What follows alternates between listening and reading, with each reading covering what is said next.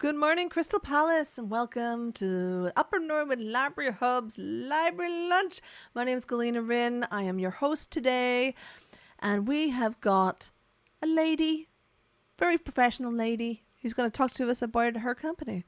Her name is Ellie. Hello, Ellie. How are you doing? Hi there. Nice to be with you today. Thank you for inviting me. Hey, no problem. Why don't you tell the folks at home who you are and what it is you do? Well, hello everybody. I opened Coffee Break Marketing last October. I've been a marketer since my 20s. I got into marketing in my 20s. And what does your company do? What does your company actually do? Let's start with that one. Yes, why don't we? Nerves. Gosh, who would have thought? Coffee Break Marketing. I wanted to help the local community. I've been marketing for so many years. I've gone into corporate marketing, and I wanted to give something back to the community. Help small businesses with daily tips, things that they can run themselves without having to freak out and think, oh God, I need to buy a full-time marketing manager. I'd started way back in retail marketing, and it was a lot more fun, I have to say. You can create customer events. I was running a book chain. I had 11 shops under my belt, and this was in Hong Kong. And we did international author signings. We did lots of local book signings. I sat on Jeffrey Archer's knee. So, I found that retail marketing has a lot more sort of engagement, a lot more stuff that you can do, build relationships with your customers. And then I switched over to corporate side, where it's all very functional. It's all very follow this to the letter and everything. And I thought, well, this is all very fine, but my heart is in the high street. I love what binds communities together. All the local shops that, people have said, right, I want to open a hair salon, I want to open a bar, whatever it is. And then you see them struggling because they don't have great big budgets. They don't have, resources available to them. So that's how Coffee Break Marketing really started. And I thought, when do people look for information? Well, it's when they're having their coffee break. Oh, that is true. It is very true. So you went from corporate to the everyman, shall we say? Everyman. Oh, and that's a lovely cinema in Crystal Palace, isn't it? Oh yeah, that's true. Oh, do you work for them? No. No. I'm not plugging. Okay, so yeah, I didn't mean to plug the Everyman Cinema. I was saying it just the average Joe who has a business on a high street or what that. How have you found the difference between working with corporate clients and working with smaller clients? There's a different mindset altogether. With corporate, you're a big company, you've been given a budget, you need to go out and execute whatever it is you're going to do. There's hardly any emotion involved at all. It's not your money, it's not your company, you're a player in the thing, and they do wonderful things, don't get me wrong, but it's, you're a step behind it. It's protocols, there's sign off, etc. But when you're a small company, it's yours, it's your money, it's your baby, it's your dream, and you get a bit nervous about people playing with it, and you are protective of it. But so the different mindset there is that when I'm working with a small client, I have to be quite delicate in making suggestions. Of course, you do make suggestions. You give nice ideas, things that are practical, that are not going to scare them. And you have to bite your tongue a little bit just to sort of let them digest, let them get used to it. And generally, the feedback and the response is fantastic. It's that first hurdle. You take on anything new in any situation and you're like, what am I doing? Is this going to work? Have I made a mistake? Those sorts of emotions that go through it. But I found actually when I started working with small businesses, I just give them that space. We brainstorm ideas. I give them lots of, compromise. Tell me what you want. Let's see how we can blend this together and get it to work. And actually, they've all been just lovely. They've become best friends almost. So it's a really nice feeling working with small businesses versus the corporate. No, it's nice. That is nice. So what are your go-to social media don't want formats. It's wrong. Platforms. Platforms is what I meant to say. What are the go-to platforms that people should be looking at if they were going to start looking at their own marketing in any kind of sensible, professional way? Well, I have to say that I had always been a Facebooker. In the corporate world, I've always used LinkedIn and Twitter. But I find for small businesses, and for, I'm a small business too, for things that I do myself, Instagram has been fantastic. I started corporate marketing in October, and by Christmas, I had 1,000 followers. And I thought, wow, this is just incredible. The engagement and the way that the platform itself works is that you can channel it so that you're meeting very local people to you, but also people that just have the same interests, and I find that Instagram has just been pivotal in that. Also, I call it your magazine of you. So if you look at Coffee Break Marketing, it's a whole, pages of browsing that you can look for different marketing ideas that you can run yourself. If you look at a shop, it will be beautiful products. If you look at a hair salon, it will be beautiful hair, that sort of thing. So it's a magazine. But what's critical, and I think what's key for Instagram, is the engagement. I have met so many wonderful small businesses that are out there doing it from their shed, their office, their kitchen sink, trying to get their businesses off and up and running. And it's just been wonderful. So I hold my hand up and stand by Instagram. But I do know that Facebook has gone through some changes. I haven't quite caught up with that. So I will be looking into seeing how they operate too. Cool. So Instagram has done a whole lot of new things. Have you kept yourself up to date with what's happening new? I'm not testing you. Like, do you know? Have you been doing your studying? No.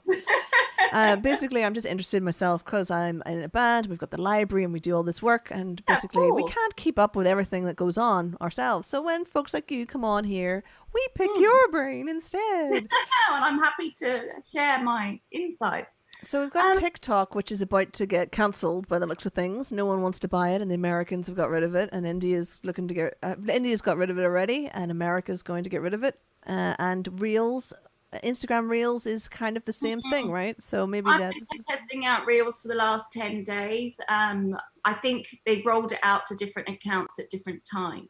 So my account got it about 2 or 3 weeks ago. Maybe others have had it before. I think it runs off the principle that TikTok was all this sort of blend videos to make this quick thing, but Reels is 15 seconds, so I've been looking at it on the fence, is it great? Is it not great? How can you really show something in 15 seconds?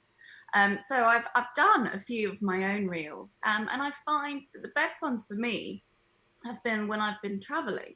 So let's say I've gone out for the day and I've seen some pretty buildings and, a nice glass of wine, etc. And you can build a little story. But again, you've only got 15 seconds to do that. And then, of course, you can overlay wording, so it all pops up around you as you're doing things. And in Instagram, they give you a whole catalogue of music that you can use license free because, of course, it's only 15 seconds.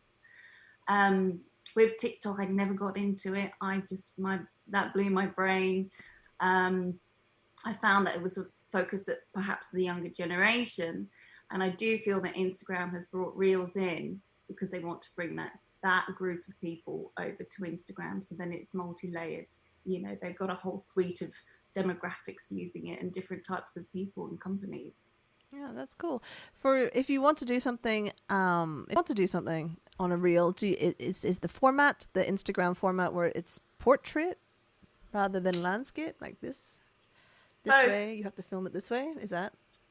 I've been testing both. So if you do it in the moment, so you've got your phone. Let me demonstrate. You have your phone. So of course you're naturally going to be holding it in the portrait position. And of course, your screen, when you're looking at a reel, is in the same position. But I have discovered that if you do it on the landscape, you've now got black space. And that black space is critical, because what if you wanted, so you're in a band, what if you wanted the lyrics to run across the bottom or the top or something? So I found that actually that black space is really, really useful.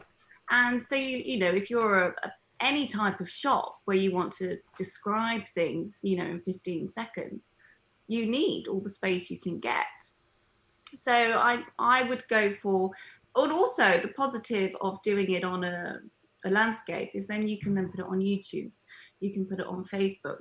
Otherwise, you're stuck with the Instagram size. So yeah, don't be fooled into, well, don't be bullied into thinking that you have to do it in that position. That's cool. We restream this, for example, to YouTube at the same time as Facebook. But at one point, we were doing it to Instagram at the same time, so we were going to all three channels. And I experimented with trying to line up people in the middle with their names kind of underneath, and it just didn't work out because people just, their faces were too big. It was just too close. Very Yeah, overbearing. Instagram does have this thing where it zooms in and suddenly like you're a big head. Like, oh, I wasn't supposed to be doing that. But Facebook does own Instagram, so I'm surprised the synergy there isn't a bit better. Yeah. Yeah. Well, I think they're just going for separate markets and trying to keep the original market that Instagram, I guess, grew on their own without losing that. And also there's a lot of I've noticed that Facebook has just caught up with all its new changes, but they were far harder on recorded music on Instagram for a long time. Like, they would just shut you down really fast if you did that. And they don't like you to restream through a program. So I use a studio to restream to Instagram, and they make it very difficult. They only want you to use the app for whatever reason. There No is, desktop. I think there is that element with all the social media platforms where perhaps it's a license thing, that they bought certain things, and therefore if you try and circumnavigate that, it goes against what they've agreed with other license partners. I don't know, but I have noticed that they're not seamless together. No. And if you restream to Instagram, I've noticed that you can't invite people onto your chat, which is a real benefit from the app on Instagram. This the live chat where you can invite someone else onto your chat with you and then have a chat with them. Is that something that people use an awful lot in marketing, I guess? I've noticed it because I'm also a keen gardener. I do that in my spare time. And so I have another persona altogether that's all about the garden. And gardeners are on there all the time sharing each other's gardens. And so, you'll see someone is going live and it will be a garden in Hertfordshire somewhere and a garden in Scotland, and you're getting a tour of each garden and they're sharing tips and things like that. So yeah, I find it's quite engaging actually. It depends on how long you want to sit and listen to the conversation. Yeah, I think a lot of those things are like the reason why Twitch is the live streaming channel, and why people really get into it, and they'll stream for like 2 to 5 hours is a normal stream time for Twitch. And people just turn it on, and it's just like you have it in the background. I generally listen to Radio 4 because I'm trying to expand my mind while not filling it with junk. But sometimes you just want someone having a chat about something really inane, maybe just the day or whatever. And that's where those things come in. You can just have them on while you're working or whatever. And I guess if people are working from home now, that'll increase in popularity. There's certain types of companies that could use live streaming, like yoga instructors or personal trainers, that sort of thing. They could be showing you how to do something, and they could be talking live to their their participants that are joining them. So it really depends on the subject. Does it suit your brand? I don't say to people that you should be on all social media, because it's overwhelming. Let's face it, one is hard enough to organize and to engage with, so give yourself a break. If you're not some great big corporation that has a person for each one, focus on one or two and just and get that to a nice, manageable, happy place. You don't want it to be a place of dread where you're like, oh gosh, and that's the point. Don't get overwhelmed with it. Have you found much difference in the lockdown situation since the whole thing crashed down amongst our heads. Yeah. Obviously, our live streaming became our big thing at the library. But what were the differences that you noticed when that happened? Well, I launched my website on January the 5th. Hmm. Had grand plans for everything, lots of downloadable workbooks and toolkits, of course, with the blog and the daily tips and everything. And, lockdown happened. I got stuck in Australia, couldn't get back. It was a nightmare. Um, but I also saw that in the whole community of my coffee break marketing community, everybody just sort of went, whoa, what is going on?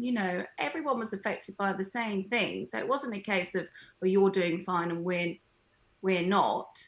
It was everybody was in the same situation. So what I noticed there was that everybody has taken a step back, everyone's pressed pause, but the engagement I found has continued. We've built some lovely relationships. So lots of people looking out for each other. How are you doing? Are you okay? And I think that's the nice aspect. And I think also that's the point that I do want to share today, is that whilst everything is kind of in this unknown, what is going on, will we ever get back to normality? I think the level of communication that should be going on now is just more about conversations, and checking in on each other and communicating and, just sending nice messages out there. I find that, the whole selling thing just had to stop. It's not the right time. The world is upside down. Nobody knows what's going to happen. And we all want it to stop. We all want everything to go back to normal.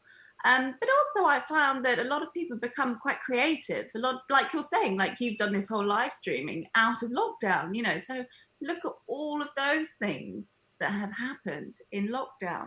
There's lots of positives. All of my corporate clients went on to online conferencing. So Zoom is the number one thing that we use. No longer do I have to organize a whole breakfast event where people turn up.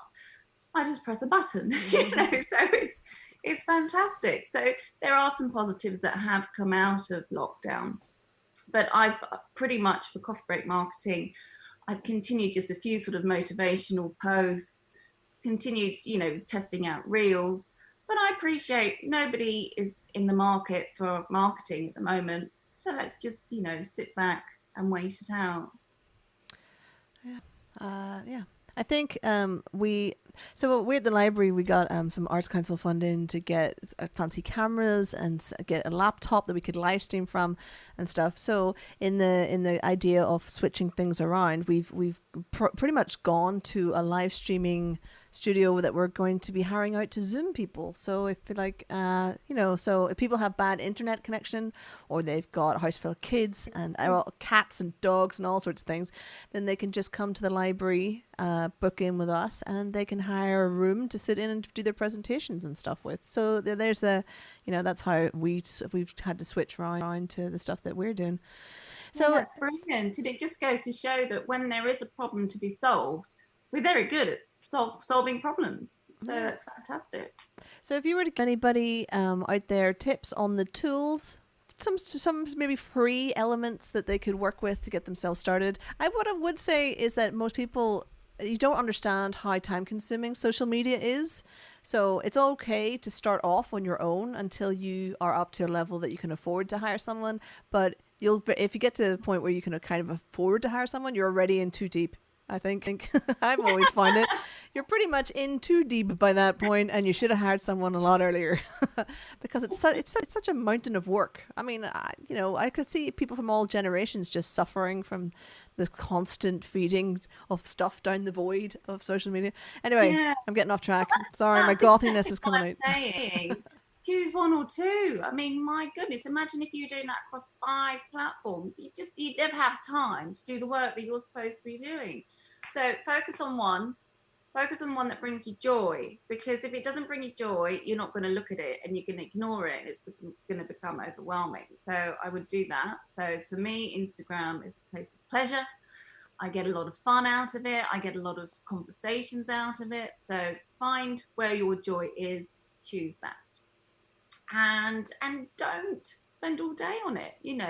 Say 2 hours max in the morning, and then walk away, because it's also quite nice to come back and say, oh, look, I've got 20 messages or whatever it is, and so just compartmentalize, make that structure, focus on other things, focus on other parts of the business that you can develop.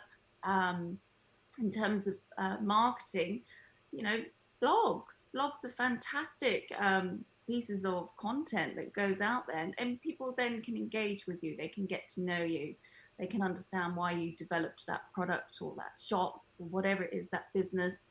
And that's what's key with small businesses, is that people are buying you as well. So that's quite important, that you have a level of presentability about you. Amazing. And do you do other things other than, I mean, marketing can be lots of stuff, to flyers, in real life things as well. So do you, as a company, do other things other than social media, even though perhaps you're not doing that right now? Social media for me is not even something that I advocate as one of my things. That is just my platform to talk to people. No, I focus on more content marketing. So what is it that somebody is going to read about you, whether it's a website, whether it's a blog, whether it's a magazine, whether it's a brochure, that sort of thing, because we all need collateral at the end of the day. If you're going to send someone some information in an email, well, what is it that you're going to send, and how's that going to look? And so I'm more of a content marketer. That's my thing. I'm a writer. I like putting things into words. I like painting that picture with words and bringing things to life. And that works really well with the clients that I work with. Oh, that's cool. There's, on the band side, there's a whole kind of idea that Facebook and Instagram and all that kind of stuff may go away tomorrow, but your email list is king. And that's the thing to... Do you agree with that? Would you agree with that? Yes and no. Yes and no. When I started Instagram, I was playing by that song, if I can say that. You can say that. And I used to say, right, find everyone on Instagram and now bring them over to my website. But actually, the world has changed in how everyone's communicating. It's all on the phone, right, or the laptop. And I find that email is now a less enjoyable place. I mean, if I opened up Gmail, I've got 3,000 emails in there that, I don't even want to look at. So I would say find where the audience is and engage with them there. If you want to, if you're building an email list on the basis of saying, I've got 10,000 email addresses, well, actually you can say that I've got 10,000 followers. So it's the same brand power, it's the same strength. And I think the point is get people to engage with you. And if they're not signing up to the newsletter, then read into that, read into, okay, they're happy communicating here. And if they want the newsletter, what is it that you're sending them? Don't just send them the same thing that you've sent them on social media. So it has to be different. That is a key tip, I think, to our newsletter. Thank you very much. That's us pretty much out of time. But if somebody wanted to contact you, where would be the best place to go? Well, there's two places. In terms of instant ability, it's Instagram. The page is called Coffee Break Marketing. Very simple, and you'll notice lots of coffees on there and lots of marketing tips. And of course, I do have the website as well, which is www.coffeebreakmarketing.co.uk. Amazing. I put the links in the chat there as well. It's in the description. So thank you very much for joining us. Chat. I wasn't sure where we were going to go. So yeah, that was good. See, we always go where we need to go. That's what I always think. I'm just going to run down our little outro sequence just to let you know what's going on. If you guys want to join any of our events, we are coming down with events now, and going forward between now and Christmas, we will be your entertainment channel for the local area. I can guarantee you that. So if you head on over to uppernorwoodlibraryhub.org, you've just said, talk to them on their channel, but not on your website. You're going to have to go to the website to see everything that's going on at the moment, because we can't update Facebook fast enough is our main problem, I'll be honest, because we are still working on skeleton staff, and we're in as much trouble as everybody else is. So if you go over to Upper Norwood Library Hub's main website, you will see the Halloween show, which is the West End musical. Folks are coming back in to do a lovely animated shenanigans, all spooky like, but for the family. It's at 6 o'clock on Halloween Day. It's the Saturday, the 31st of October. We're thinking that trick or treating's probably off the books for most families this year, so we've got this instead. Amazing. If you'd like to be on the show yourself, we're always looking for new people. All new people. That was bad. We're always looking for more people. This week is mostly West End people, and we're booked until next Wednesday, I think. We're getting really on top of ourselves now. It's good. You can come and email me at Galina.Rin at unlt.org. The email is in the chat as well as in the description. Eleanor is still interviewing people for the All Alone Together project. And if you have not heard of this, well, where have you been? We are interviewing people about their time over COVID and how it has affected themselves and their families and basically life in general. The information from those questionnaires are being correlated, and it will help us inform the council and stuff like that about what services people want. Your names won't be handed over to the council, nothing like that. It's just like if you're telling us that, for example, there's a lot of people in our community who volunteer, and when COVID hit, everybody stopped working and came and took those volunteer spots from people who volunteer basically all day long. So some folks who are retired, some folks who can't work for other reasons, they find themselves with all those volunteer opportunities gone, and that was kind of their day-to-day, which is something I had never thought about that might affect people. So stuff like that, we need to tell the council, we need to tell our town team, Crystal Palace town team, stuff like this, so that we can put in the services that everyone needs should another lockdown happen. I hope not. So the on the website, you do a 4-question questionnaire, and then by the end of that, if you want, you can tick a box, and Eleanor will interview you for our podcast. She interviews you for about an hour. It's much like all the chats that we have on here, so you know what it looks like. And then that gets edited down to about 45 minutes to an hour's worth of you talking, and then we're going to launch that as an official podcast that is going to be archived by the British Library. It's going to be available in the library sometime in the future for you to just come in, put some headphones on, and listen to the voices of the folks around you and what happened over this time period. It's like an audio time capsule. It's not like an audio time capsule. It is an audio time capsule. Crackerjack. Anyway, all the rest of the normal stuff that we link to is in the description. Remember, you can still donate should you have £1 free to help the library keep its lights on and its doors open. Well, when we can open doors, which doesn't seem to be anytime soon, to be honest. I think the library at the moment is still open on a Tuesday, Thursday and Saturday between 11 and 4. You do need to make an appointment if you want to leave your books back or get more books. It's a click and collect service only. There is 2 computers you can use for the Isle internet, but again, you have to book on that. So just go on to the Lambeth Library's website, please, and book yourselves in that way. Anyway, that was us for today. So thank you very much for joining us. And thank you very much, Ellie, for joining us. That was lovely. That was just lovely. Thanks it was for really having me. nice, It was really good.